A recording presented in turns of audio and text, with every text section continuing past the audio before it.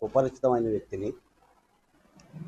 ఆంధ్రప్రదేశ్ రాష్ట్ర సామాజిక సంక్షేమ బోర్డు చైర్మన్ బాలకోటయ్యని ఉత్తరాంధ్ర సంక్షేమ యాత్రలో భాగంగా ఈ రోజున విశాఖపట్నం కృష్ణాపురం ఎస్డబ్ల్యూ గురుకుల పాఠశాలని సందర్శించడం జరిగింది.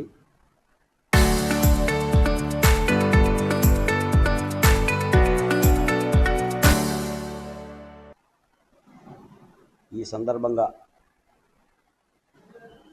నన్ను ఆహ్వానించిన విశాఖపట్నం డీడీ కె రామారావు గారికి, అలాగనే ఎస్సీ కార్పొరేషన్ ఈడీ పద్మ గారికి, ఇక్కడ ప్రిన్సిపాల్ కృష్ణాపురం గురుకుల పాఠశాల ప్రిన్సిపాల్ ఎస్ సత్యవతి గారికి,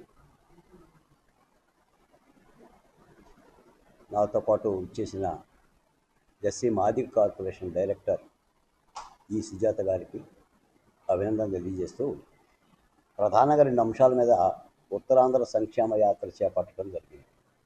ఒకటి, రాష్ట్ర ప్రభుత్వం 2 ఏళ్ల నుంచి అమలు చేస్తున్న సంక్షేమ పథకాలని లబ్ధిదారులకు అందుతున్న తీరుతెన్నులు కానీ, ప్రభుత్వం చేస్తున్న ముఖ్యమంత్రి చంద్రబాబు నాయుడు గారు, ఉప ముఖ్యమంత్రి పవన్ కళ్యాణ్ గారు, విద్యాశాఖ మంత్రి లోకేష్ గారు, మొత్తం క్యాబినెట్ కష్టపడుతున్న ప్రభుత్వ పరిపాలనని వివరించి చెప్పేందుకు 2 గురుకుల పాఠశాలను కానీ, ఎస్డబ్ల్యూ హాస్టల్స్ని కానీ, మా ఉద్యోగ సిబ్బందిని కానీ పలకరించి వాటి యొక్క స్థితిగతులను, వసతిని, ఆరోగ్యాన్ని, మెరుగుదలని, సమస్యలని తెలుసుకునేందుకు ఈ యాత్ర ఉద్దేశం.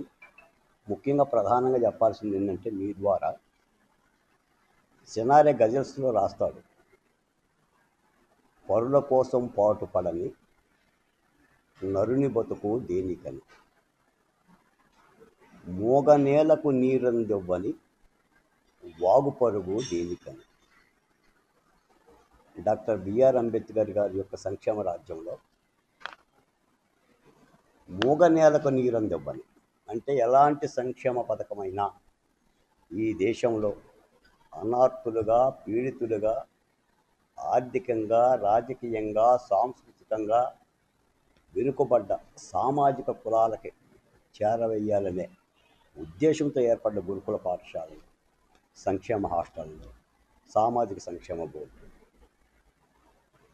మన చేతికున్న 5 ఏళ్ళు సమానంగా ఉన్నట్టుగా ఉండవు అన్నట్టుగా ఈ దేశంలో భిన్న మతాలు, భిన్న కులాలు, భిన్న వేషధారణలు, భిన్న నాగరికతలు, భిన్న ఆర్థిక స్థితిగతులు ఉన్న సమాజం కాబట్టి ప్రభుత్వాలు ప్రతి ఏటా కూడా సంక్షేమం మీద దృష్టి పెడుతూ ఉంటుంది కాబట్టి ఆ సంక్షేమ ఫలాలు ఆ కింది వాళ్ళకి అందించాలని, ఆ అందుబాటులో జరుగుతున్న ఇబ్బందులు కానీ ఏమన్నా ఉంటే, సమస్యలు ఏమైనా ఉంటే వాటిని తిరిగి మళ్ళీ ముఖ్యమంత్రి చంద్రబాబు నాయుడు గారి దృష్టికి తీసుకెళ్లాలని సంకల్పించి యాత్ర చేపట్టాం.